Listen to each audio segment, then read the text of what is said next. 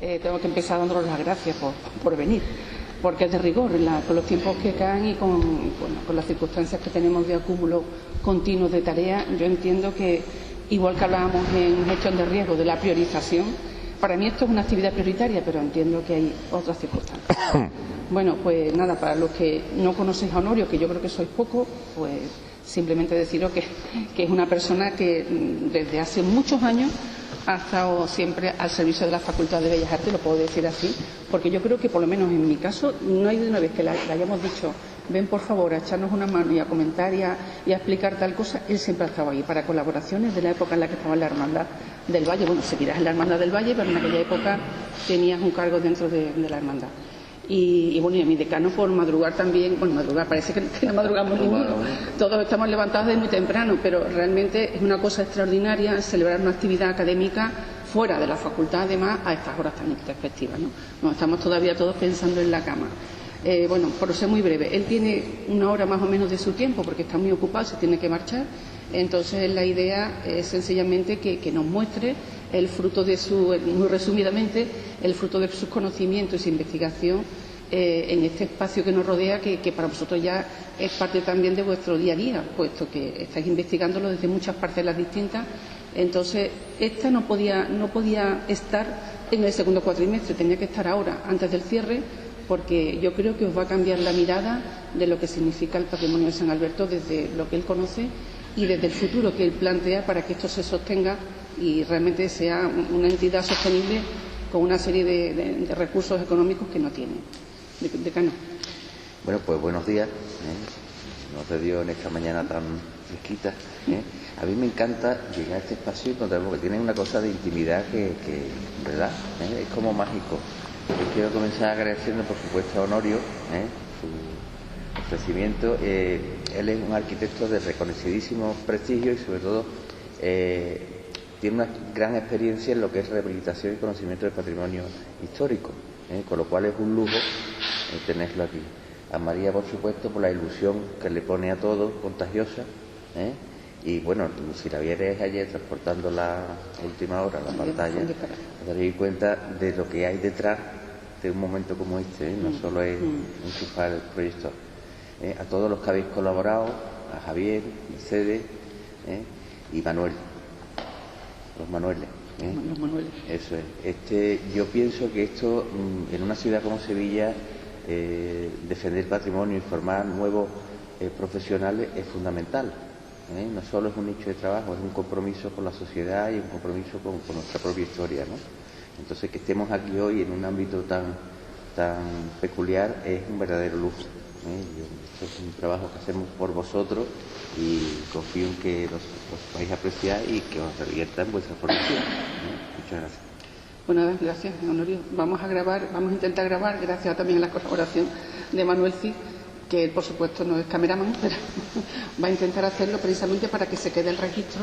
Si sale bien la edición, la colgaremos en el repositorio con el permiso de Honorio, y también para que sea de consulta a aquellos que hoy no han podido venir y les sirva también para tomar nota.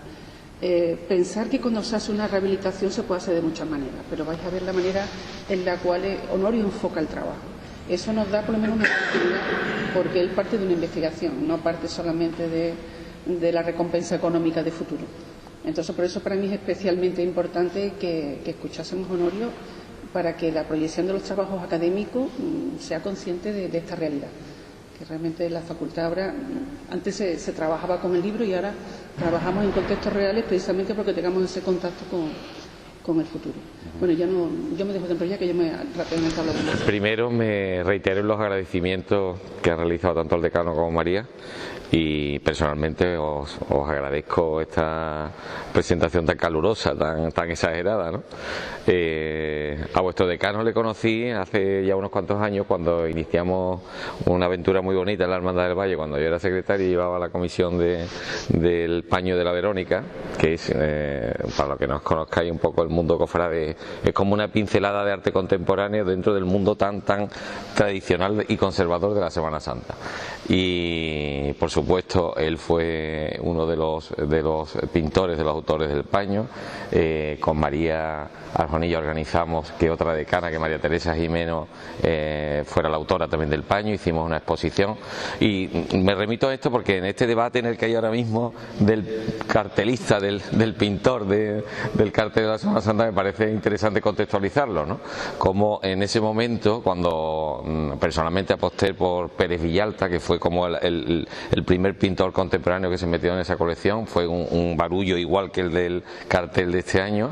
A mí me pusieron de todos los periódicos y a partir de pues los grandes autores se metieron también en el proyecto de hacer ese paño, que era una cosa circunstancial, una cosa que sirve solo para un año, que al fin y al cabo es una prueba y error, ¿no?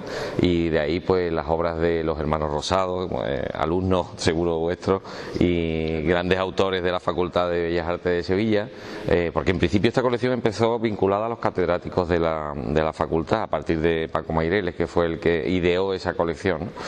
Pues bien, esa aportación al arte contemporáneo en la ciudad, en un ámbito como la Semana Santa, fue lo que me hizo conocer a vuestro decano y conocer a María. Y a partir de ahí, pues con María hemos desarrollado algunos proyectos, allí realizamos un inventario muy bonito con vuestros alumnos y han sido todas experiencias muy positivas. Entonces, cuando llego a este proyecto, que llego por una iniciativa privada de un empresario que llega a un acuerdo con la comunidad religiosa que regenta este lugar para rehabilitarlo, dándole un nuevo uso parcialmente, pues me encuentro que María estaba aquí, ¿cómo no? Estaba aquí metida por ahí medio de casualidad, ¿no? Bueno, como me ha pasado en otro sitio, me ha pasado la Caridad, que montamos también una exposición, bueno, en Alcázar fuimos los comisarios de la exposición aquella, tal que en muchos sitios sin buscarnos nos encontramos y es porque ella está en todos lados metida.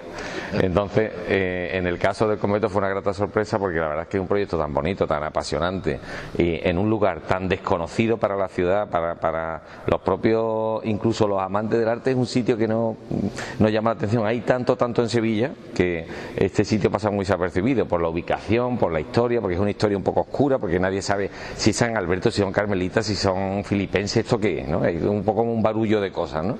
Y al final, pues, cuando María estaba aquí trabajando, digo, tenemos que hacer cosas juntos, tenemos que, para este proyecto, que es un proyecto ambicioso en cuanto a, digamos que es como la primera experiencia que se puede hacer en Sevilla de un uso compartido con el uso actual, sin modificar el uso principal del edificio, y esto se encaja porque el plan general no permitiría un cambio de uso así de buenas a primeras sobre un edificio que ahora mismo es uso religioso.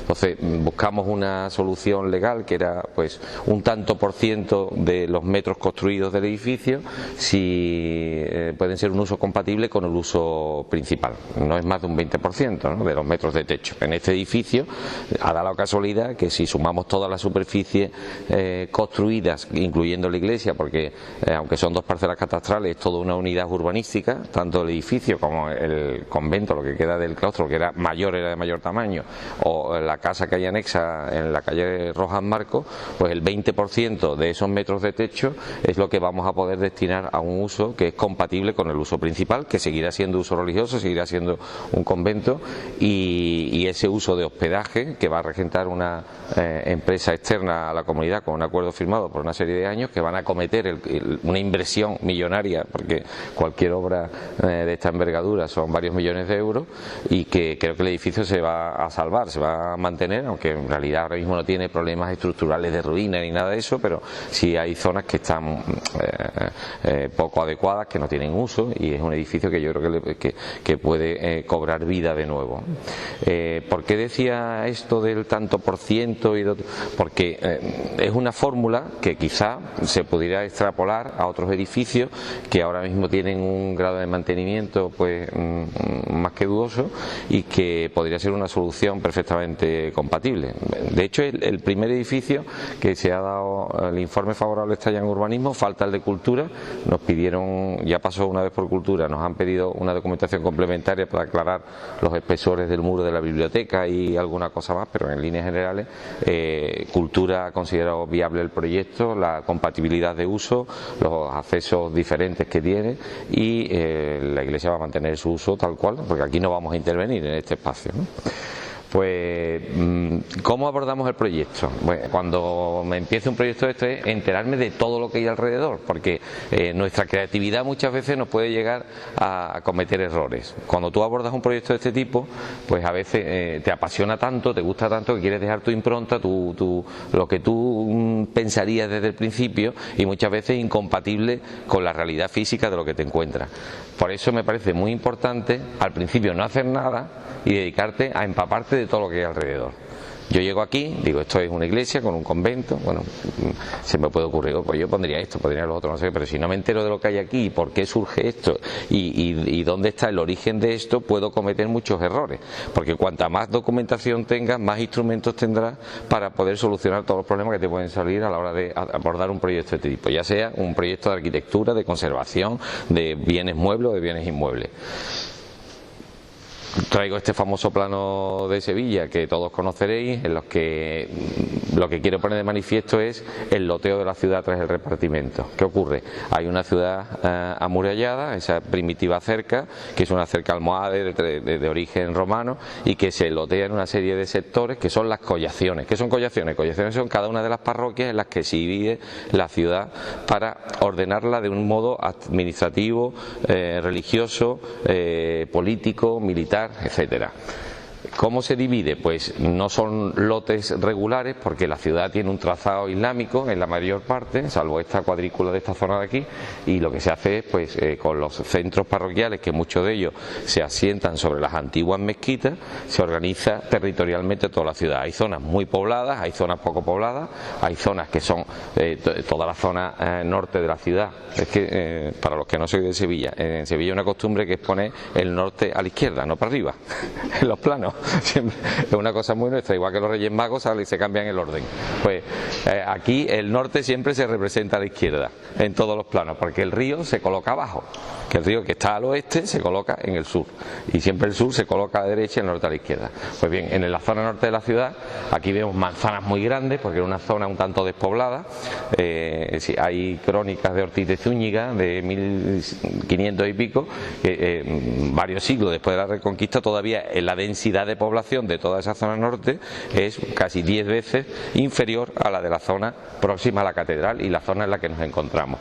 Esa densidad de población pues se corresponde con el ámbito de actuación de cada una de esas collaciones. Las grandes collaciones están en esa parte de ahí, que son San Lorenzo, que tiene una extensión enorme, o la zona de San Gil, que es una de las más antiguas, aunque luego se segregó con San Marcos, que era también parroquia, o San Julián, ¿no? ¿Qué pongo de manifiesto con esto? Pues que todas esas iglesias, que son esos centros polifuncionales, están orientadas de la misma forma. Si cogéis un plano de la ciudad de Sevilla, os dais cuenta que hay una serie de hitos que todos están orientados en la dirección este-oeste, porque esas iglesias se corresponden con las iglesias gótico-mudéjares. Eso es igual que en Córdoba se hicieron las alfonsíes.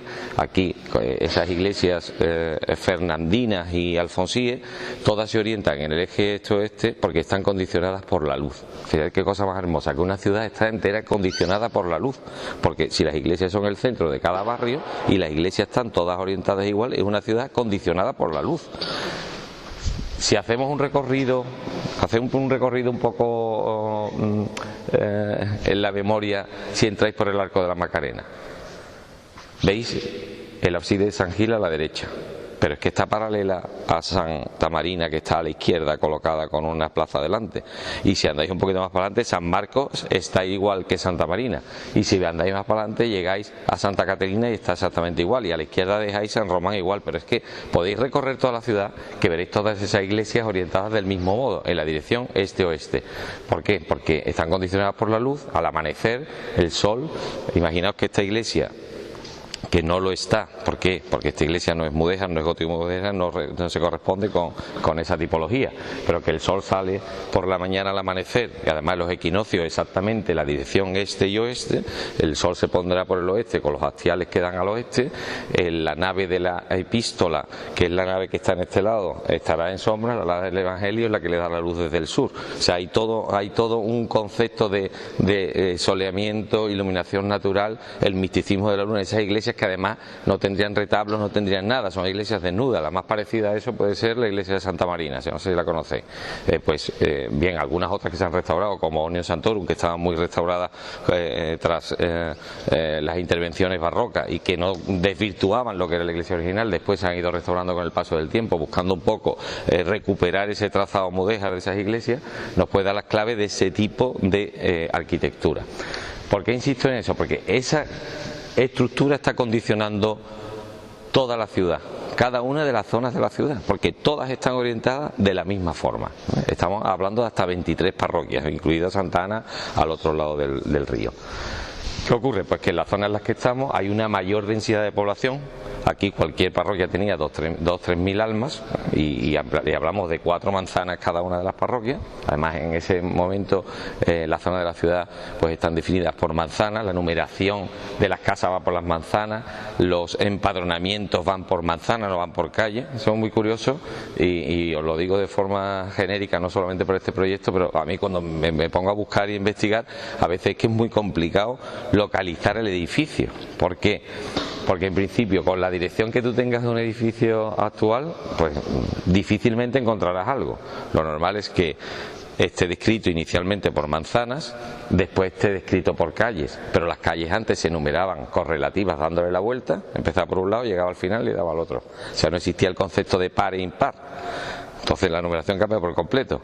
Hasta final del siglo XIX no se habla de calles pares, números pares e impares en las calles, ¿no? Entonces todo eso, el nomenclator cambia continuamente, algo a lo que yo me enfrento siempre cuando cambio el nombre de una calle. Me da una rabia tremenda porque es perder la historia de ese lugar. Cuando alguien gratuitamente quiere reconocer una figura pública y le cambia un nombre histórico a una calle para ponerle el nombre de una persona, ¿no? Porque al final estás borrando toda la historia de ese lugar, porque el nomenclator es la toponimia. Ahí hay resumido muchísimo. O sea, el que se llame esta calle Estrella no es por casualidad, tiene una razón de ser. Porque la calle se llama Abades, aquí al lado, es una razón de ser también. Entonces, os manifiesto esto por a la hora de abordar el estudio de todos los orígenes de un edificio, pues a veces no es tan fácil, a veces es muy complejo. En este edificio se ocurre que hay una serie de condicionantes por la historia que hacen que sea relativamente fácil. ¿Por qué? Porque es un edificio perfectamente señalado en el territorio, en esta zona de la ciudad, que es el ámbito de la parroquia de la Collación de San Isidoro, en una zona muy elevada de la ciudad, es posiblemente la zona, junto con el final de esta calle, de mayor cota de toda la ciudad. Ten en cuenta que el asentamiento romano también está en este entorno, el foro está cerca de la Plaza del Salvador, luego la zona de la mezquita Aljama, la gran mezquita Aljama está cerca también. O sea, estamos en una zona cargada de historia y por una cota que ha condicionado tremendamente toda la historia de este lugar. Pues en cualquier publicación vamos a encontrar la referencia de la inscripción de este lugar. ¿Por qué? Porque esto se funda con la compra de una serie de casas por una benefactora de la orden carmelita, porque esto en principio es un convento carmelita que depende del convento de la calle Baños, que es la Casa Grande del Carmen, y esto digamos que es una fundación de la orden carmelita que se destina para los estudios de filosofía y de teología. Es un gran colegio, es una fundación que está claramente reconocida en cualquier escritura antigua, he encontrado documentos antiguos de la fundación, en cualquier planimetría original de la ciudad se puede encontrar la ubicación precisa y por tanto en este caso no hay problemas de ubicación ni de determinación de por qué está aquí o no lo está. Es simplemente una compra de un solar para una benefactora de la orden carmelita para fundar un nuevo monasterio, que en este caso es un colegio de teología y filosofía. Pues bien, estoy hablando de carmelita, que tiene que ver eso con los filipenses, absolutamente nada. Por eso son dos lenguajes que no tienen nada que ver uno con el otro. Nosotros ahora vemos aquí la decoración, los elementos, porque casi todo lo que hay aquí es del siglo XIX, los retablos, aunque hay muchas piezas antiguas de Duque Cornejo, tenéis aquí varias, que vienen de los filipenses. En origen el edificio es carmelita. Entonces, otro concepto distinto. Además, en este caso es carmelita calzado. ¿En qué se diferencia una cosa de los descalzos de los calzados? Los calzados eran la primera orden carmelita que arranca sus orígenes en el siglo XIII, que se extiende por toda Europa y que en Sevilla llega a tener hasta 9 monasterios distintos, solo los carmelitas. Fijaos, la ciudad está completamente bañada por estos monasterios. Los 9 son entre los descalzos y los calzados. Hay en el siglo XVI una reforma de la orden con Santa Teresa, buscando la austeridad y la autenticidad de la orden, pero la orden calzada permanece. Ahí en las puertas del patio hay simbología de la orden carmelita, se ve en los escudos, en todo el edificio hay restos de esa simbología. En el caso de los calzados es simplemente una representación como el Monte Tabor, que es esa cosa así marrón que termina en una punta, y cuando es la orden descalza termina con una cruz arriba para diferenciar una cosa de la otra, pero prácticamente es casi lo mismo, ¿no? Pero en origen el convento, el monasterio se dedica a San Alberto de Sicilia, que es San Alberto de la familia Abati, de los Abati, o San Alberto de Trapani, ¿no?, de su ciudad de origen. Y es una fundación de principios del siglo XVII y una construcción, lo que es la iglesia, de mediados del XVII. Hay elementos que ya se pueden identificar como del siglo XVIII, pero en origen es casi todo un proyecto conjunto del XVII, por lo que tiene mucha relación la arquitectura de la iglesia con la arquitectura del convento, con lo que ha quedado hasta nuestros días. Ahí mismo se puede observar lo que decía antes de la cota de la ciudad, se ve cómo es la zona más elevada dentro del conjunto urbano. Ahí tenemos a la derecha San Isidoro, a la izquierda al fondo la torre de San Pedro, y al fondo del todo se ve San Marco.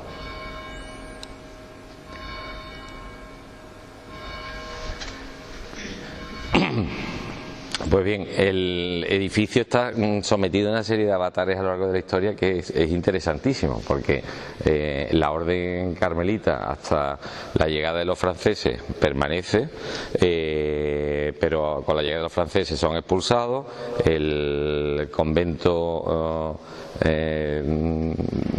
se vacía de contenido, la gran biblioteca que tenía, que era uno de los elementos más significativos, y de ahí esa reminiscencia de esa gran biblioteca que los padres filipenses conservan adecuadamente y que, bueno, se quiere ubicar en una zona nueva dentro del edificio. Eso se ve amenazado por la invasión, hay muchos elementos que se pierden. Después de la invasión vuelven los carmelitas y unos años más tarde, con la desamortización de Mendizábal, son expulsados. La iglesia afortunadamente mantiene el uso, o sea, estoy hablando ya del convento. Ya a partir de ese momento, de 1835, lo que era un todo, lo que era un conjunto, pasa a ser, se escinde. Por un lado, la historia de la iglesia ya es una, y a partir de 1835 la historia del edificio, del resto del edificio, es otro. A mediados del siglo XIX se plantea el ceder a la comunidad de los filipenses el uso de la iglesia. ¿Por qué traigo este plano? Porque este es en la zona del plano de la Vide donde se ubicaba el oratorio de San Felipe Neri, que no tiene nada que ver con esto, estaba en otra zona de la ciudad. De nuevo el nomenclator nos ayuda a identificar esos lugares. ¿Os suena dónde está la calle San Felipe? Al lado del Tremendo, un callejoncito que es la del Tremendo. Por lo del Tremendo seguro que lo conocéis, que es un bar.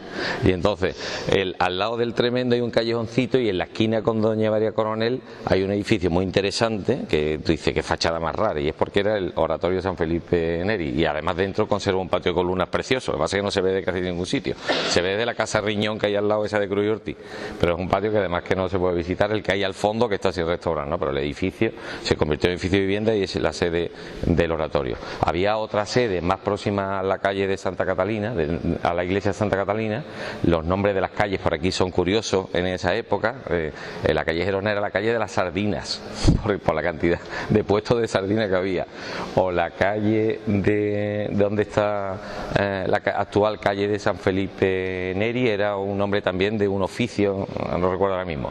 Pero es que la calle Conde de Ibarra, a la que se vienen los filipenses cuando con la Revolución Gloriosa en 1868 pues se decide la destrucción de este edificio.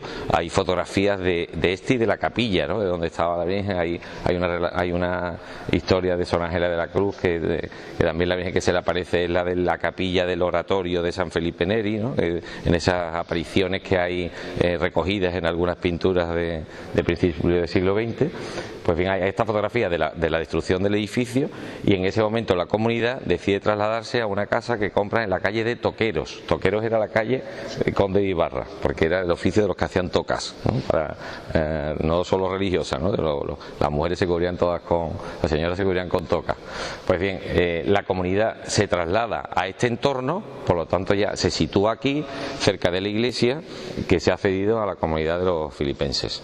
Los filipenses es una institución más reciente que los carmelitas. Los carmelitas arrancan en el siglo XIII, los filipenses arrancan en el siglo XVI en Roma, y es, digamos, una orden, no me gustaría aquí definir la orden de los filipenses en presencia del padre Rafael, que sabe mucho más que yo del tema, pero desde fuera, desde lo que yo veo de fuera de la orden, es una orden muy atípica en cuanto a su funcionamiento en relación con otras órdenes religiosas, muy basadas en la oración, en la autenticidad, en la austeridad. A mí me recuerda mucho a los jesuitas también, y de hecho hay muchos puntos de contacto entre los jesuitas y los filipenses. Para los filipenses a mí me sorprende que además que la música tenga un especial significado, ¿no? Desde el origen de esta orden, la música ha sido protagonista en su forma de hacer apostolado. De hecho, hoy la coral San Felipe Neri está aquí, y no es por casualidad, y es porque ellos lo han defendido siempre. Y toda la historia de las corales, de las grandes corales de Sevilla, como era la coral universitaria, se unió con el coro España, que eran los coros antiguos que había en Sevilla, y estuvieron aquí durante un tiempo, se desaparecieron, pero luego ya en el año 72 por ahí fue cuando ya se creó el San Felipe Neri, ¿no?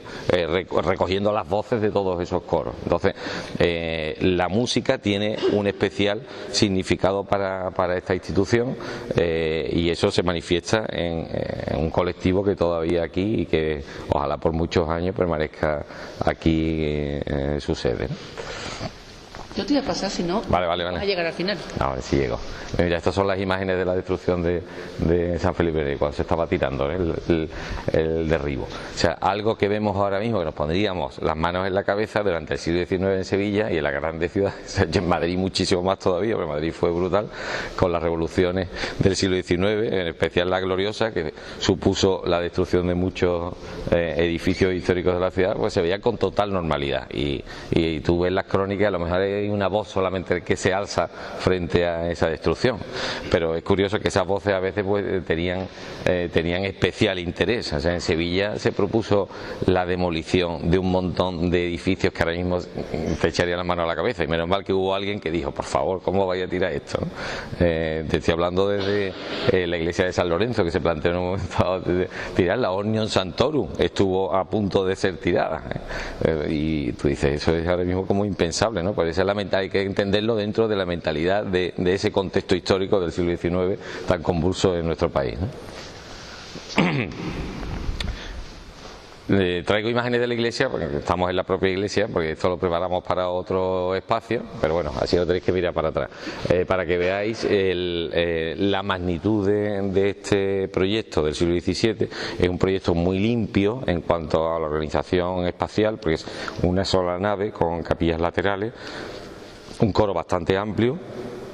Hay otra pieza detrás del coro que está tapada, es curioso porque ahí detrás de donde veis los cuadros del fondo hay un tabique y hay otra bóveda más detrás. O sea, yo eso nunca me había dado cuenta. Cuando levanté los planos, digo, no me encajaban las medidas, ¿no? Y es que hay una bóveda detrás de él. Nunca había accedido a ese espacio y te sorprende una nueva bóveda, que además por la geometría de la parcela, porque la planta se ajusta a la calle de la Estrella, que es una calle que gira a partir de la puerta de la iglesia, pues la solución de proyecto fuera hacer un coro en perspectiva. Es un coro que tiene menor ancho al fondo que en la entrada. Es el único caso que hay en Sevilla, ¿no? de un coro que no es de lados paralelos, lados rectos, sino que forman una perspectiva, y que es muy interesante la fuga que produce visualmente al fondo de la iglesia. se caracteriza sobre todo por la altura que tiene el edificio, porque va a condicionar todo el proyecto. ¿Por qué hablo de la altura? Porque es que todo lo que hagamos ahí hay que tener muchísimo cuidado, porque esto tiene un volumen interesantísimo que no se le puede tocar, y no podemos hacer nada que pueda dañar ni visualmente ni conceptualmente este volumen construido, que nos va a marcar cualquier cosa en el proyecto.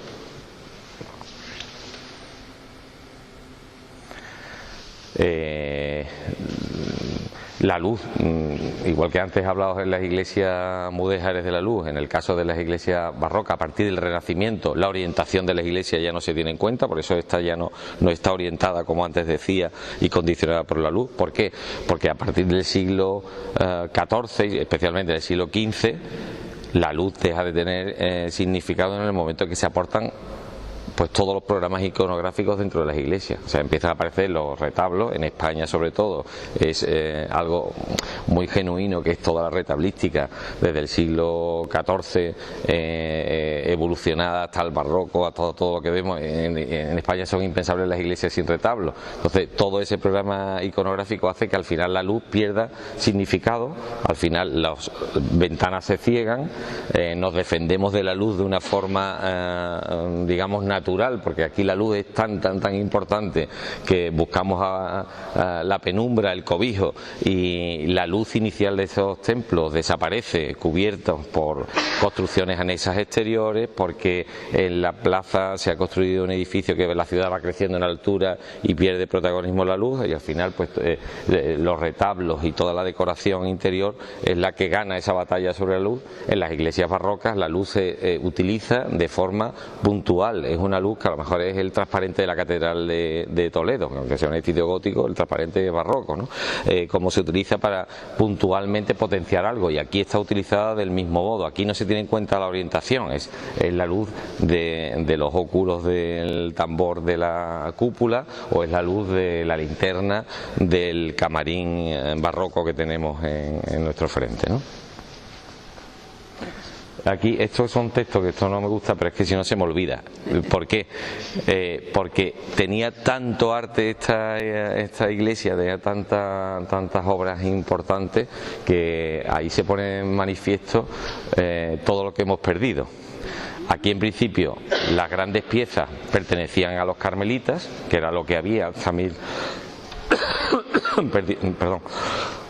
hasta 1835, en el momento que los carmelitas se van de aquí, porque esto se integra en el Buen Suceso, en la Plaza del Cristo de Burgos, pues las grandes piezas que tenían se las llevan. Entonces las piezas de Alonso Cano, como la Santa Teresa o San Alberto de Sicilia, que era el titular del convento, se eliminan de aquí y se llevan al convento del Buen Suceso, que lo podéis ver, esa iglesia con esas columnas de mármol rojo espectaculares. Incido en las columnas porque pasan desapercibidas, ¿no? Pero por favor entrad a ver las esculturas para que os situéis de lo que había aquí, que está allí, o esa Santa Ana, la Virgen es de Barbero, pero la Santa Ana es una pieza excepcional, ¿no? Que está allí también en el convento del Buen Suceso. Pues decía, esas columnas las hizo nada más y nada menos que Pedro Roldán, ¿no? Y son unos fustes con un énfasis espectaculares de un tamaño, bueno, no hay nada igual en Sevilla, ¿no? Como esas columnas. Pues la mayoría de las piezas que aquí había, que desaparece, que se van al convento del Buen Suceso, se sustituyen cuando entran aquí los filipenses con piezas que trae la orden filipense de su ubicación anterior, ¿no? Entonces, ¿por qué el programa de las figuras que vemos aquí, San Felipe Neri, la Dolorosa, que eso no tiene nada que ver con los carmelitas? Que eso no tiene nada que ver, esa Virgen de los Dolores no tiene nada que ver con los carmelitas, eso es de los filipenses. Entonces viene un nuevo programa iconográfico también de piezas de bastante valor, aunque la Virgen es de autor desconocido, pero la Magdalena y Santa María de la Pachi es de Duque Cornejo, este también es de Duque Cornejo. Hay piezas muy buenas, hay un retablo ahí con pinturas de Juan del Castillo, que son los 4 evangelistas. Hay piezas, hay cuadros muy buenos, un cuadro de la Asunción muy bueno, o sea, hay este Nacimiento, que es una pieza excepcional. O sea, hay todo un nuevo repertorio iconográfico que es aportado por esta comunidad. Los retablos son todos nuevos, los retablos se hacen todos nuevos a partir del 19, y quizá el crucificado es la pieza que pertenecía a un ámbito más doméstico de un oratorio, que fue colocado, bueno, por los criterios del Concilio Vaticano II, fue colocado en el camarín central, desplazando a esa Dolorosa que ocupaba, por el programa iconográfico de los filipenses, el espacio central, ¿no?, del camarín. Esa era la disposición anterior. Ahora se ha colocado la Dolorosa delante, y os traigo imágenes de esta pieza que es muy singular, que es esto es el trasdós de la cúpula del camarín. Eso es como se puede ver desde el exterior haciendo un recorrido. Ese óculo que veis a la izquierda es uno de aquellos que veis allí en la parte superior, y se hace un recorrido perimetral que es interesantísimo. La verdad es que el camarín es una pasada.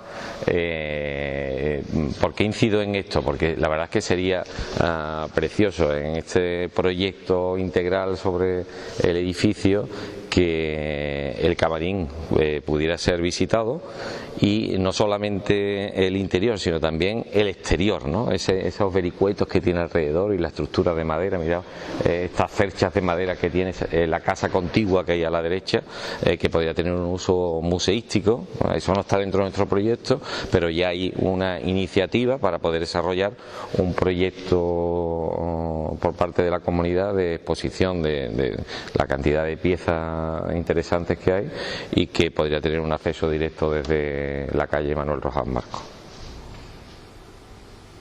Eso es la escalera de esa casa, que es una casa barroca muy sencilla, ahí una casa popular. Esas son las cerchas de la cubierta. Por ejemplo, este tipo de estructuras no están catalogadas, o sea, esto en ningún plan especial se dice que eso haya que mantenerlo, porque esto no es BIC. Este tiene un grado de protección, pero no es bien de interés cultural. Entonces, en ningún sitio eso está catalogado ni recogido. Ya depende de la sensibilidad de quien vaya a actuar en el edificio por mantenerlo. A mí me parece interesantísimas esas estructuras que hay ahí. Sería una pena que el día que se restaure la casa de al lado eso no se mantenga. Desafortunadamente, hasta el momento, todas las restauraciones que se han hecho en Sevilla, eso se lo han cargado, todas. ¿Está bien que lo digas tú? Sí, lo digo yo. Esto es cualquiera de las piezas de la ráfaga, que ahí Manuel, el Caballero de Alga, tiene mucho que ver en la recuperación de esa pieza que se puso en el mes de septiembre, ¿no? Es la parte trasera.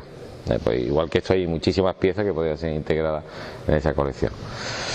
Pues bien, de lo que nos queda aquí de la fachada del convento, que como digo ya tiene una historia distinta a la iglesia, porque la iglesia permanece al culto. En la iglesia estuvo desde la Hermandad de Veracruz, cuando se cierra el convento de la Casa Grande de San Francisco, viene aquí, está en aquel retablo de allí, ahí donde se quemó además la Virgen de las Tristezas, que por eso se sustituyó por una obra de Illanes, se quemó aquí.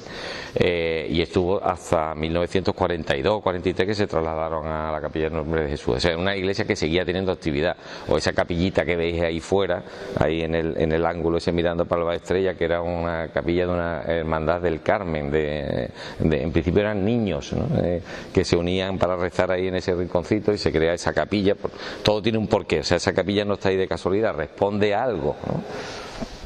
Porque la iglesia ha seguido teniendo bastante actividad, mientras que el resto del edificio, el convento, pues desde 1835 se vende a una propiedad privada, en este caso a los Calonges, los del polígono, y montan aquí una cordonería de tisúes y de oro y de plata. Eso era. Después fue un colegio, ha tenido distintos usos. Entonces ya son dos historias separadas, la de la iglesia y la del convento, y cuando la comunidad filipense se establece en la calle Conde Ibarra, como ya tenía la iglesia, pues hace las gestiones oportunas para en los años 40, creo que fue en el 45 por ahí, conseguir recuperar y comprar el convento. Entonces, fijaos los avatares que ha tenido en la historia, por un lado la iglesia, por otro lado el convento, y como al final pues se va recomponiendo con el paso del tiempo, ¿no? A partir de los años 40 empiezan a proyectar su reconstrucción, porque el convento estaba muy dañado entonces, no se había mantenido para nada. Hay actuaciones llevadas a cabo en el edificio más acertadas y otras menos, pero sí es verdad que gracias a esas actuaciones de los años 50 y 60, hasta el año 80 y tanto no se vinieron aquí a vivir, pero claro, esas actuaciones lo que conllevaron fue pues mantener las cubiertas del edificio, y las cubiertas son esenciales para la permanencia de cualquier construcción, ¿no? Entonces se cambian las cubiertas de teja casi en un 80% de todo el edificio por azotea plana, generando una serie de terrazas que no corresponden a la tipología original, pero es verdad que se ha salvado el edificio gracias a esas actuaciones. Esta es la portada. Os pongo esta foto de manifiesto para que veáis pues el paso del tiempo, lo que puede llegar a degradar una portada como esta, ¿no? Que en un primer análisis te dice, bueno, la portada esta era así, ¿no? Esta portada era así, este era el hueco, ¿no? Y como en el siglo XIX se hace esto creo que se hizo cuando era la cordonería, ¿sabes? Se hace, esa puerta no me gusta, la pongo más chica y le pongo, y luego llega otro y le pone el contador y le pone y ese es el resultado, ¿no? Pues bueno, el proyecto contempla la recuperación de lo que es la puerta original, ¿no? Hay unas inscripciones y unos esgrafiados muy interesantes en la fachada que intentaremos también recuperar.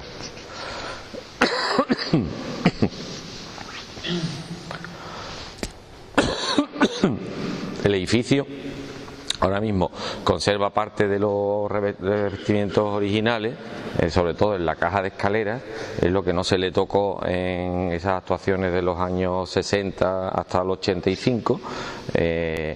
Son mármoles de gran calidad, pero como digo, se han quedado muy restringidos a un área muy concreto. A mí a la hora de hacer el proyecto eso me sirve para inspirarme, ¿no?, en cómo recuperar los revestimientos originales, y aunque no pueda hacerlo todo con esos materiales, pero que me sirvan como claves para poder encajarlos en determinados puntos, ¿no?, en cruces de pasillos, en zonas de estancia, en una ducha de una habitación. Por las duchas del hotel he pensado en meterle estos dameros y estos elementos y estos colores, ¿no?, que nos van a recordar desde que entras a lo que es el pasado de este lugar, ¿no? El estado de conservación, como veis, es aceptable en unas zonas, nada aceptable en otras. La gran caja de escaleras y el claustro son los elementos que están catalogados. Como digo, no es BIC, hay una serie de elementos que es la fachada, el patio, las escaleras, pero bueno, mi idea ha sido mantenerlo todo, ser lo más respetuoso posible con lo que hay, y sobre todo, antes he hablado mucho de la iglesia porque la iglesia tiene una presencia fundamental en este proyecto, ¿no? No vamos a actuar sobre ella, pero todo lo que hagamos tiene que estar muy condicionado a esta presencia. ¿Por qué insisto en esto? Porque muchas veces cuando abordamos estos proyectos nos ajustamos a la normativa y se nos va la sensibilidad, se nos va el norte. ¿Por qué? Dice, si no hay ninguna cosa que a mí me impida poner un ascensor pegado a aquello de allí, ¿por qué no lo pongo? Si no hay nada, es que no hay ninguna normativa que diga que no puedes poner un ascensor ahí pegado. Vamos, y posiblemente un ascensor ahí pegado, si tú lo disimulas, tú vas a la Comisión de Cultura, porque todo este sector de aquí no tiene un plan especial aprobado. Entonces, para cualquier proyecto no es solamente el informe de urbanismo y de la Comisión Local de Urbanismo, es que aquí necesitas el informe de la Comisión Provincial de Patrimonio Histórico de la Junta de Andalucía. La Junta se divide en delegaciones provinciales, y todos aquellos sectores que no tienen un plan especial convalidado, o todos aquellos entornos de BIC, cada vez que hay un BIC y un entorno delimitado, una actuación, por mínima que sea, dentro de esos entornos, tiene que pasar por el informe de la Comisión Provincial. Pues tú eso lo haces ahí y no pasa nada. Voy a hacer una pequeña crítica a un proyecto de Sevilla ahora. No me gusta crítica, compañero, pero lo tengo que decir. Hace poco estaban las atarazanas, que el proyecto es espectacular, porque el proyecto es espectacular, más o menos acertado en unas cosas y en otras, a base de mucha pasta hecho también, hay que decirlo, pero es que han colocado un ascensor montacargas al lado de la torre de la iglesia de la Caridad. Han hecho un foso del ascensor y eso ha provocado el hundimiento de la iglesia, que ya estaba hundida. Pero es que si tú ese proyecto lo abordas y tú no estudias todo lo que ha pasado alrededor, te pueden pasar esas cosas. Colocar un ascensor donde no tienes que colocarlo. Si además, es que además hay actas que dicen que la iglesia ya en 1720 se había hundido ya para ese lado. hay un concurso de ideas para varios arquitectos cómo acometer la reparación de esa iglesia, y lo gana Leonardo de Figueroa, que realiza un gran apoyo lateral, que es un contrafuerte barroco precioso, que está inspirado como en la iglesia del Jesús de Viñola. Es un poco... Nada, muchas gracias. Que es un poco la misma imagen de la iglesia del Salvador, lo que hace Figueroa en El Salvador. Y eso fue ya a principios del 18. Si haces un ascensor pegado a la iglesia, por lo normal es que vas a tener problemas. En el mismo sitio donde ya en el siglo XVIII se hizo un apoyo lateral, porque la iglesia se estaba cediendo para ese lado, porque son las atarazanas, se utilizan parte de los muros, pero una zona muy próxima al río, el suelo no tiene calidad, y ahora se han movido no sé cuántas casas alrededor, ¿no? A mí me han llamado ya varios clientes, que no son clientes míos, digamos, queriendo ser clientes, pero yo no me quería meter ahí, ¿no? Para ver cómo se puede arreglar de alrededor, digamos. Pero que al final, si tú no has leído eso, es posible que puedas cometer ese error. Entonces, por eso digo que cuanto más leáis a la hora de abordar cualquier cosa, eso nunca está de más, aunque muchas veces se te vayas por las ramas y te digo, esto no tiene nada que ver con lo que estaba buscando, pero toda esa información se te queda en la cabeza, y a la hora de abordar cualquier actuación, esa información, cuanto más completa sea, será mejor, ¿no? Pues decía que las actuaciones en el claustro va a ser una actuación muy superficial. Lo que pretendemos es, aunque ese suelo es moderno, que ese no es el original, que es un suelo de barro colocado en los años 80, mantener esa impronta que ahora mismo tiene. No tendría sentido cambiarlo, es lo que hay, es una lectura histórica del lugar, es un tanto ecléctico, pero vamos a dejarlo.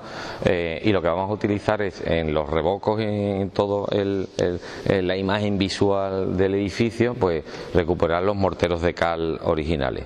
De hecho, este año, dentro de la iniciativa de Open House Sevilla, en el pasado mes de octubre, montamos unos talleres en el patio de cómo quedarían esos revocos de morteros de cal. En ese caso lo hizo una empresa, Cal de Morón, que además, oye, si tenemos un producto ecológico natural de nuestra provincia, declarado esos hornos de cal patrimonio de la humanidad, ¿por qué no echar mano de ellos? Yo, antes de irme a Alicante a traerme un suelo de Alicante o un mortero de Castellón, prefiero utilizar algo de aquí. Es que eso es mucho más medioambiental que cualquier otra cosa. Estoy evitando la emisión de carbono de los camiones que lleguen hasta aquí. Estoy potenciando la mano de obra local, estoy potenciando una empresa local, y estoy poniendo en valor un oficio que en muchos casos se ha perdido, y que si no demandamos esos oficios, pues difícilmente podrán perdurar con el paso del tiempo, ¿no? Pues por eso fue la idea de montar esos talleres aquí en el claustro. Aplicamos diferentes acabados sobre uno de los muros, en concreto sobre este de aquí, que ya estaba desnudo. Como esto ya estaba picado, pues se nos ocurrió aplicar por ahí. Está todavía, ¿no? Se dejó ahí, ¿no? Vamos, que ahí hay hecho una serie de pruebas, ¿no? Pero que son todos morteros naturales, sin aditivos, sin ningún tipo de elementos artificiales, y son con los minerales originales, y el acabado, pues tú lo ves y ves que es una cosa natural, y que es parecido a lo que hubo aquí originalmente, donde no había plásticos y donde no había nada que no fueran materiales naturales. Por supuesto que tendremos que echar manos también de otros materiales que no sean tan ecológicos, ¿no? A lo mejor tenemos que poner algún grés, que no es lo más adecuado, pero bueno, hay que conjugar unos elementos con otros.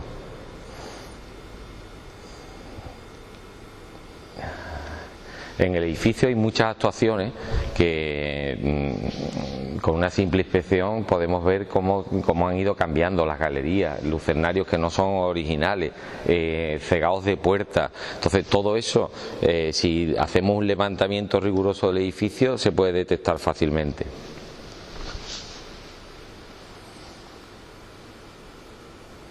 Aquí, por ejemplo, en la propia caja de escalera hay una serie de actuaciones. Aquí, esto de aquí. Fijaos el paso del tiempo, las cosas que ha llegado a hacer, ¿no?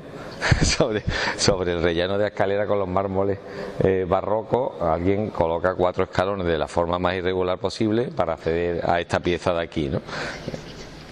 Entonces, en el proyecto, con toda esa lectura y con toda esa investigación y con todo ese proceso de estudio, es lo que nos puede llegar a eliminar todos esos añadidos que hay, ¿no?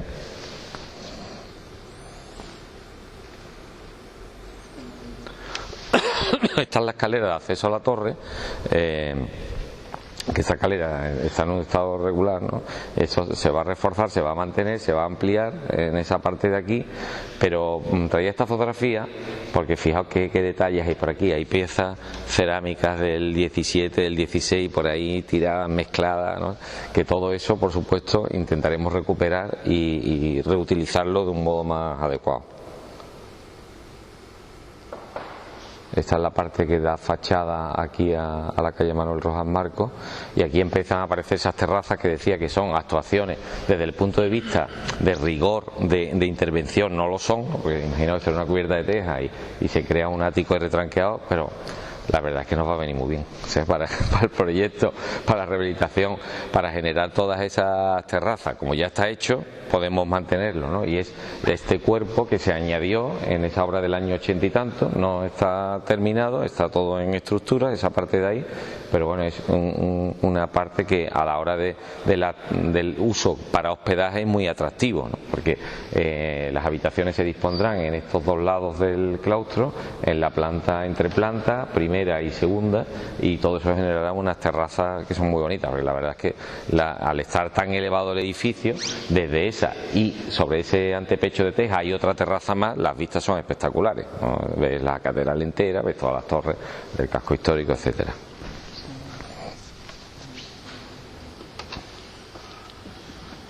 ¿Ves? Esa es la terraza superior.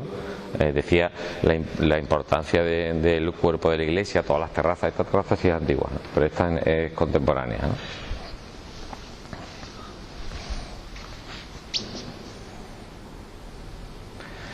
En cuanto a la policromía, esta tonalidad de albero no es la original tampoco. El albero se utiliza en Sevilla sobre todo a partir de la exposición del 29, aunque hay edificios que sí lo utilizaban, pero es un color muy característico del siglo XX en Sevilla, con la etapa regionalista.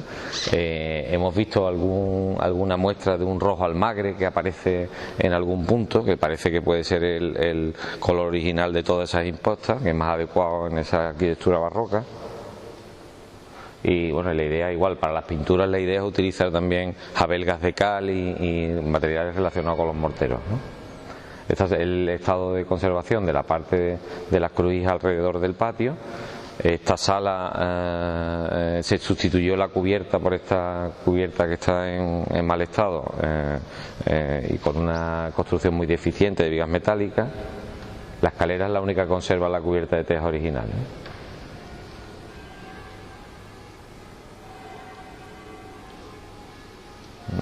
Y en toda esa amalgama que ahí veis de escaleras, de niveles, de terrazas, pues el proyecto lo que hacemos es ordenar todas esas terrazas vinculados al nuevo uso de esos dos lados del claustro.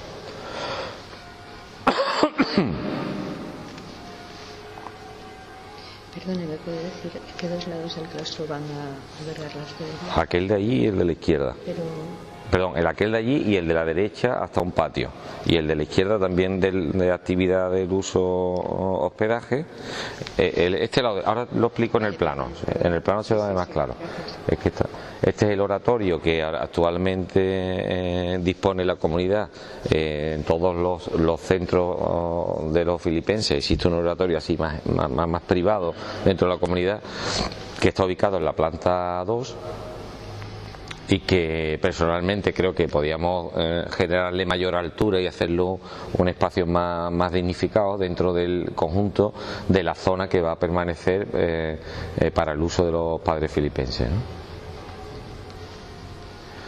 Bueno, ya abordando el proyecto, aparte he hablado solamente de pinceladas de la restauración. Ahora, ¿qué vamos a hacer en cuanto a estructura, cimentación, organización de los espacios?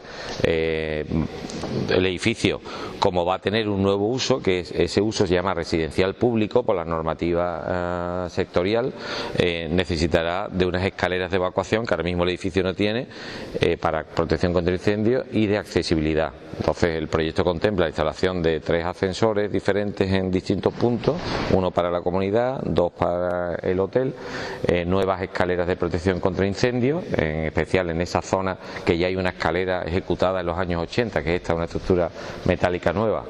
Lo que hacemos es otra escalera que parcial, demolerla, el ascensor que hay aquí al lado, eliminarlo para meter una nueva caja de escaleras y ascensor, y esa escalera ya tiene que tener 1,20 de ancho, tiene que tener una normativa muy específica, y para ello lo que tendremos que hacer es micropilotar. Incluso es que el terreno no es nada bueno, las capas que tienen el grado de tensión admisible suficiente para la carga de 5 plantas que va a tener esa caja de escalera y ascensor, pues está a unos 12-13 metros de profundidad. En principio tenemos previsto hacer un micropilotaje en esa zona de ahí en concreto, que es donde vamos a actuar con una nueva estructura. Yo eso lo aplico mucho en el centro de Sevilla, porque en el centro de Sevilla el suelo es plastilina, ¿no? Y cuanto más cerca del río esté, aquí es mucho mejor, pero vamos, no deja de ser malo también, ¿no? Pues mira, en este plano aquí vemos el cuerpo de la iglesia. Este lado del claustro va a permanecer para la comunidad religiosa hasta este patio. Aquí es donde está el oratorio ese que antes os he comentado, que está al lado de la capilla, que en realidad tendría una conexión por ahí por la galería. Y estos 3 lados, o digamos estos 2,5, serían los que se destinan al nuevo uso de hospedaje. En este ángulo de aquí es donde se dispone la nueva caja de escaleras y ascensor. Aquí va otro ascensor y aquí un tercero en la escalera existente dentro de la comunidad religiosa. Las galerías. ¿Cómo serían las galerías originales del patio? Pues en principio perimetrales por el patio, y las habitaciones serían interiores. Lo que pasa es que aquí, como el convento tenía mayor dimensión y llegaba más para allá, tenía otra zona de huertas, y muchas de ellas ventilaban a otros patios que ahora mismo no pertenecen al edificio. Hay algunos patios residuales, hay un pequeño patio aquí que nos va a separar la zona de la comunidad de la zona de hospedaje, hay otro pequeño patio aquí detrás que es minúsculo, y esto que es un pequeño patio de luces, que en realidad es donde se mete la escalera y está cubierto con una montera de cristal, pero que ese no cumple efecto de ventilación. ¿Qué ocurre? Que las circulaciones originales eran por aquí, por el claustro, en todas las plantas, y todo volcaba para atrás. Con el paso del tiempo, yo creo que eso, desde que el edificio ya perteneció a este empresario sevillano, se le da la vuelta, se hace un pasillo por fuera para que las habitaciones ventilen hacia el claustro. Lo correcto a lo mejor hubiera sido recuperar la tipología original, de poner otra vez la circulación en torno al claustro en la planta 1 y 2, pero eso conlleva la inviabilidad del proyecto, pues que no hay espacios para ventilar las estancias. Entonces, algo en lo que yo he puesto especial hincapié a la hora de presentar el proyecto de cara a cultura es que me hubiera gustado recuperar esa circulación, pero que me es imposible porque no tengo patios perimetrales exteriores, porque el convento ha perdido todo lo que tendría alrededor, ¿no? Entonces, Cultura ha visto razonable la propuesta y se ha informado favorable ese aspecto, ¿no? El hecho solamente de que Cultura hubiera visto inadecuado el conservar esa tipología así, hubiera hecho inviable completamente el proyecto, ¿no? Entonces, ¿qué pongo de manifiesto con esto? Pues que todas estas apreciaciones y todos estos proyectos están sometidos a un control bastante exhaustivo en muchos aspectos, ¿no? Y que si no se razona todo y no se lleva muy masticado y muy estudiado, es muy difícil que los proyectos estos salgan hacia adelante, ¿no? Bueno, pues por último, en esta zona de aquí, que es la próxima a la entrada, ahí vamos a disponer la zona de recepción, ¿no? Que sería en la planta baja, cerca de la escalera principal del edificio, una pequeña cafetería que ocuparía este módulo, el que os he enseñado, con las cubiertas de rasillones metálicos, que es un espacio con doble altura. Ahí Manuel tenía una idea muy bonita, que es la de incorporar la biblioteca, porque es el pasado y la historia del edificio. Decía que la biblioteca que había aquí era una de las más importantes de Sevilla, llegó a tener 5.000 volúmenes, ¿no? Pues ahora mismo esa biblioteca, que en parte se va a reubicar, parece, va a ser allí al final, ¿no? no se sabe. Bueno, en esa sala que yo decía antes que no sabía que existía allí detrás del coro, es una de las posibilidades, pues bien sería interesante dentro del nuevo uso hospedaje, pues meter una gran biblioteca en ese espacio de doble altura, porque ahí va un módulo con una pequeña cocina, una pasarela de madera, es como una construcción auxiliar metida dentro de esa caja, ¿no? Pues enriquecerlo con la biblioteca, que es el pasado de este lugar, ¿no? Desde ese espacio se va a poder acceder asimismo a las terrazas, que he dicho antes que son muy atractivas por las vistas que tienen, y desde ahí a las terrazas superiores. Bueno, ha sido un resumen de lo que es el proceso de investigación y del proyecto, y espero que os haya servido de conocimiento de este lugar. Cuando entréis ahora lo veáis con los ojos diferentes. ¿Alguna pregunta? Sí. Yo tengo varias, pero la última de la biblioteca que decís es porque la biblioteca es pública, o va a ser pública, o va a conectar la comunidad con el hospedaje. La idea, ¿no lo habéis pensado? Es algo que no tenemos claro todavía. Ese espacio está proyectado como una cafetería y con una de las galerías vinculadas y una salida a la terraza. La biblioteca en principio se pensó que iba a ser un espacio cerrado como está ahora mismo, que ahora mismo ocupa una entreplanta del ala de aquel lado, y la biblioteca es interesantísima las piezas que tiene. Entonces, si ahora se lleva todo ahí, no va a dejar de ser otro espacio cerrado, porque solamente se admiten consultas, ¿no?, con autorización. Entonces, en lugar de meterlo otra vez ahí encerrado, ¿por qué no meterlo en unas vitrinas que se pueda ver y que por lo menos seamos conscientes de lo que hay aquí en cuanto a la biblioteca, y además que nos recuerde esa biblioteca que ocupó ese espacio? La forma de funcionamiento pues todavía no sabemos, porque tiene que ser un acuerdo entre la comunidad religiosa, que sería, y el establecimiento, ¿no?, y los custodios de esa biblioteca. Si está dentro del establecimiento va a tener que ser la empresa que vele por eso, pero eso hay que encajarlo todavía, ¿no? Pero como idea yo creo que es interesante, que sería, ya que el origen, una de las cosas más importantes del edificio de la biblioteca, que esté en un lugar protagonista del edificio. Ese es otro temazo. Ese es otro temazo. Es que aquí hay muchos temazos. Aquí hay mucho temazo. Claro, y luego el tema de los bienes muebles, de todo lo que ya se ha empezado a hacer, como que no lo he comentado, como es pensamos algunas piezas, como las series de la vida de los santos relacionados con los filipenses, o hay una colección que a mí me encanta, que es de arquitecturas, que ahora mismo está apoyada ahí en las galerías, que no se ven de aquí abajo, porque están puestas ahí contra la pared, que esas arquitecturas me encantaban para integrarla también allí. O hay otra serie de los apóstoles, del apostolado, o el gran cuadro que ocupaba la escalera, pues eso se ha empezado ya a intervenir sobre ese cuadro, con un acuerdo entre la empresa y vuestra institución. Eso es. Entonces vosotros ponéis la mano de obra, la empresa los materiales. Son cuadros que en principio no son tampoco nada del otro mundo. Ese parece que es el mejor, ¿no?, el de la escalera, que parece con una granadina que tiene un pedazo de cuadro. Pero bueno, puede ser una forma de recuperar esos cuadros para reintegrarlos después en la zona de hospedaje. Porque mi idea es que en la zona de hospedaje siga apareciendo un convento. No entres en un hotel, entre en un convento. Y bueno, yo creo que es una iniciativa muy bonita, y nada más que el hecho de haber descolgado los cuadros, empezar a plantearse que se van a restaurar, ya eso antes de empezar la obra no es lo normal es eso, dejarlo para última hora, no hay recursos, y bueno, que se haya planteado antes de empezar la obra, y que ya haya cuadros en estudio, intervenciones, no solamente eso, también, porque se ha pensado en hacerlo no solamente de las piezas que vaya sobre la zona de hospedaje, sino también de piezas de aquí de la iglesia, ¿no? Entonces, en la sacristía, un calvario que había en la sacristía, ya se ha bajado, se ha desmontado el textil también, ¿no? Se ha desmontado, se va a tratar, y se está restaurando ya el San Juan y la Virgen, ¿no? Se empieza la restauración. Y lo interesante de este proyecto es que hemos coincidido, bueno, con distintas perspectivas, porque está la académica, está la del arquitecto promotor, además de algo que puede funcionar para sustentar las carencias que hay a nivel económico, y sobre todo la presencia de Honorio, que tiene esa capacidad de bueno, no solamente sus conocimientos, sino que él es doctor, y eso yo creo que impone también otro rango distinto, porque tiene otra sensibilidad. Y muchas veces, bueno, con Manuel, que hemos hablado mil veces de posibles proyectos, porque Manuel yo creo que es el gran conocedor de tanto el espacio como los bienes muebles. Y se han barajado muchas ideas, y esa interlocución entre Honorio entre los padres, Manuel, y en este caso la universidad que ha llegado, estamos en un momento muy propicio porque en un momento dado, la reorganización de los espacios de los depósitos, la biblioteca, el uso de los despachos parroquiales, toda esa reorganización de espacios requiere también de las miras de otros.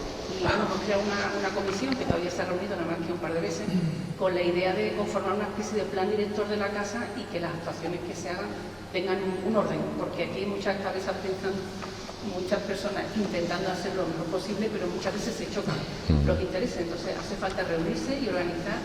Y en este caso no había una...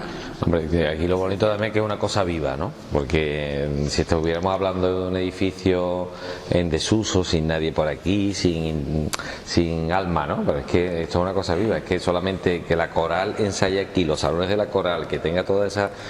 Fijaos, la coral, la comunidad religiosa, la universidad que interviene, los técnicos que estamos interviniendo, un montón de gente interesada, hay un grupo de fieles que ha conseguido la restauración de esa Virgen, a limpiar las piezas que estaban obsoletas, como esa ráfaga de plantas que antes he dicho, la gran cantidad de textiles interesantes que hay, o sea, es algo vivo, ¿no? Y la verdad que me parece un proyecto muy bonito, ¿no? De donde pueden confluir muchas cosas y pueden salir cosas interesantes. Respecto a lo del museo, y también la necesidad de formación de los alumnos, por lo cual yo creo que es el vínculo perfecto para que funcione. no, es como el ámbito perfecto para el desarrollo de una actividad académica, porque es algo muy vivo con muchas cosas, ¿no? Y lo del proyecto que lo he mencionado antes muy por encima, de hacer una pequeña casa museo aquí al lado, puede ser precioso, con acceso directamente desde la calle, pasaría por debajo del camarín, integrar el camarín en esa visita. Y bueno, la verdad es que hay mucho por hacer, pero bueno, hay mucha gente que le ilusiona el proyecto, así que manos a la obra. ¿Tú tienes tu hora ya de Yo me tengo que ir. ¿Cómo? Que quiero decir algo, porque es que yo, a ver, a mí esto me ha parecido absolutamente espectacular, de verdad, eso me parece un proyecto extraordinario. No sé, tenéis que comunicar que esto existe, o sea, es que a mí la conjunción de la universidad, la empresa privada, ¿no? La iglesia, la comunidad, me parece una cosa espectacular. Es bonito. Profesora de la Complutense. La Complutense. Y vengo a copiar el modelo, pero vamos, no lo voy a conseguir. O sea, y bueno, estos señores que están aquí, que son estudiantes, ¿no? Esto es un milagro. Esto es un milagro. Y que se dé aquí. Claro. Y luego me ha gustado mucho que yo doy riesgos en patrimonio cultural, que he percibido lo que hemos percibido muchas veces, que los propios actuantes somos un riesgo en sí mismos. Siempre. Pero tú lo has dicho. Espérate, dilo alto. María, que está diciendo una cosa muy interesante. A ver, Pilar, bueno, se te oye. Sí. A ver, yo me voy a presentar, pero aquí no tengo ningún... O sea, yo soy profesora de la Complutense, del máster también en conservación de patrimonio cultural, y he venido a ver este proyecto que, vamos, yo sinceramente, María de esas... Cuando hablé con ella, seguro que fue mi interpretación, interpreté que venía una ruina. O sea, hombre, es una ruina muy viva. O sea, la ruina tiene esto, yo creo que muy poco. Y porque aquí hay, se lo estoy diciendo, hay comunidad religiosa y civil, hay universidad, hay empresa privada. No, esto es una cosa absolutamente extraordinaria, es un proyecto extraordinario desde todo punto de vista. Entonces, que esto se vea aquí y que, bueno, es un modelo que nosotros tenemos que copiar. O sea, yo lo voy a copiar, sé que no seré una copista de segunda fila, pero y la suerte que tenéis los estudiantes, de verdad, esto es una cosa única en el mundo, yo creo, ¿eh? Ponte de pie, que no se te oye. Digo que esto será una cosa única en el mundo, no lo sé. O sea, me parece que es un proyecto absolutamente extraordinario. Y yo soy profesora de riesgos, como María, de gestión de riesgos y emergencias. Y le decía que me ha gustado mucho de su proyecto, de su presentación, de tal, que algo que yo he percibido, pero que creo que todos habremos percibido, que somos los propios actuantes en patrimonio, somos un riesgo en sí mismo. Y él lo ha dicho, o sea, nosotros somos un riesgo, incluso de lo que dejamos y de lo que ponemos. Y tenemos ahí muchísimo valor en el sentido que lo que va a ver la siguiente generación es lo que nosotros dejemos que ver. Entonces, no sé, me parece que ahí hay o sea, lo que has dicho de todo el rato de que hay que estudiar,